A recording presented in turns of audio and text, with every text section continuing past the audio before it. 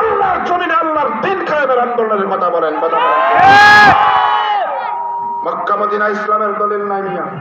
মক্কা মদিনায় থাক আর না থাক, কোরআন সুন্নাহ যদি থাকে সেটাই ইসলামের দলিল। এখন মক্কা মদিনায় দোয়া নেই বিদায় দোয়া ছেড়ে দিবেন না কোরআন সুন্নায় খুঁজবেন? তাহলে আসেন, দোয়ার কথা কোরআনে আছে না নাই? তাহলে আসেন কি বলে আমার আল্লাহ বলেন, وَإِذَا سَأَلَكَ عِبَادِي عَنِّي فَإِنِّي قَرِيبٌ।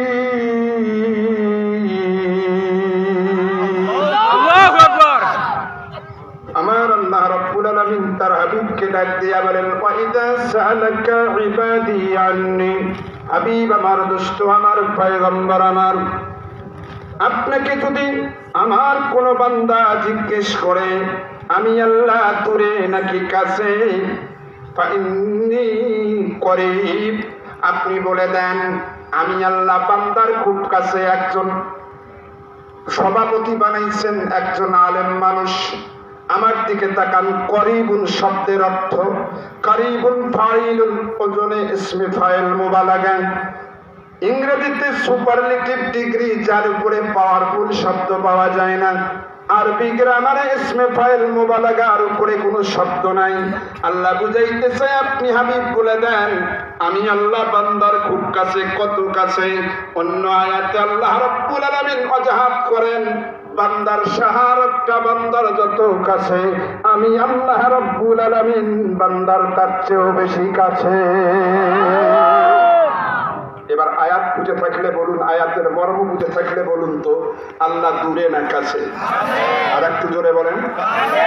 আমার সভাপতি আমার কাছে না দূরে? মাসলা শোনেন, এই আয়াতের এই অংশে 6টা মাসলা আছে ইমাম কুরতুবীর থেকে। একটা মাসলা বলুন, আমার সভাপতি আমার কাছে না দূরে? আমি যদি বলি আমার মাথার স্ক্রু ঠিক আছে না ঠিক আছে, আমাকে ভালো বলবেন না পাগল বলবেন? কেন? লোকটা তো কাছে, এত চিল্লির দরকার কি? এখন বলেন আল্লাহ দূরে না কাছে? কিন্তু এই আল্লাহ জিকিরের নামে আমাদের দেশে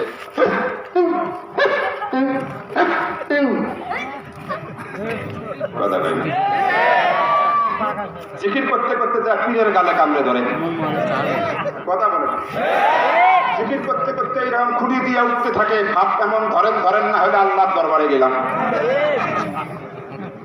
সভাপতি আমার কাছে যদি চিল্লাই আমাকে যেমন আপনারা মাথার স্ক্রু ঢিলে পাগল বলবেন, এই আয়াতের দ্বারা মাসলা ইস্তেমবাদ, যারা আল্লাহর জিকিরের নামে পীরের গাল কামড়ে ধরে লাফায়, এরা শরীয়তের দৃষ্টিতে ভণ্ড, পাগল আর ভণ্ড ছাড়া কিছু নয়। কথা বলেন, লস করছেন আপনারা। এই একটা আয়াতের এই জায়গার মধ্যে 1 ঘন্টার আলোচনা। জিকির কেমনি করতে হয়, কিভাবে করতে হয়, আল্লাহকে কেমনি ডাকতে হয়, কিভাবে ডাকতে হয়, এটা ব্যাপক কথা। আমার আলোচনার বিষয় সেটা না, সময় একেবারে কম। এই জন্য ভাইয়েরা আমার, তাহলে এত দূরের আয়াতের কি বোঝা গেল? আল্লাহ দূরে না কাছে?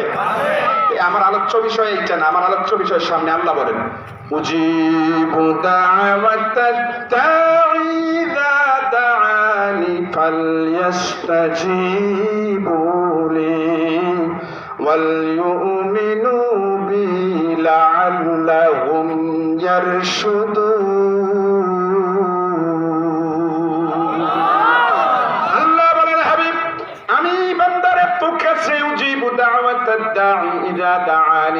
যখন কোন বান্দা দোয়া করে আমি আল্লাহর সাথে সাথে পর্দা ছাড়া সে দোয়া কবুল করে নেয়।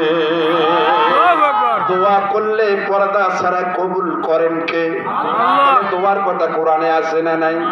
এখন বলবেন যে হুজুর দোয়ার কথা তো আছে, হাত তুলে দোয়া করা লাগবে, পাইলেন কই? প্যাচ লাগাবে ভেজাল মৌলবীরা। আরে কথা বল না ভাইজান, আপনাদেরকে জিজ্ঞেস করি, আমার দিকে তাকান, বলেন তো প্রত্যেকটা কাজের আদব আছে না নাই? আপনি আমি যখন খাই কোন হাত দিয়া খাই? ডান হাত দিয়া খাওয়া, এটা খাওয়ার সুন্নাহ, খাওয়ার আদব আদব। আপনি আমি যখন ল্যাট্রিনে যাই কোন হাত ব্যবহার করি? বাম হাত ব্যবহার করা, এটা ল্যাট্রিনের আদব।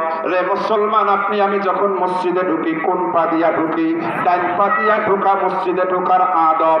আপনি আমি যখন মসজিদ থেকে বের হই কোন পা দিয়া বের হই? বাম পা দিয়া বের হওয়া মসজিদ থেকে বের হওয়ার আদব। আপনি আমি যখন ভাইজান খানা খাই, বলেন তো ভাইজান পানি খাওয়ার সময় কয় নিঃশ্বাসে পান করি? 3 নিঃশ্বাসে পান করা, পানি পান করার আদব। জিজ্ঞেস করবার চাই, খাওয়ার আদব আছে, শোয়ার আদব আছে, ল্যাট্রিনে ঢোকার আদব আছে, বের হওয়ার আদব আছে, মসজিদে ঢোকার আদব আছে, বের হওয়ার আদব আছে। এবার বলেন তো দোয়ার আদব আছে না না?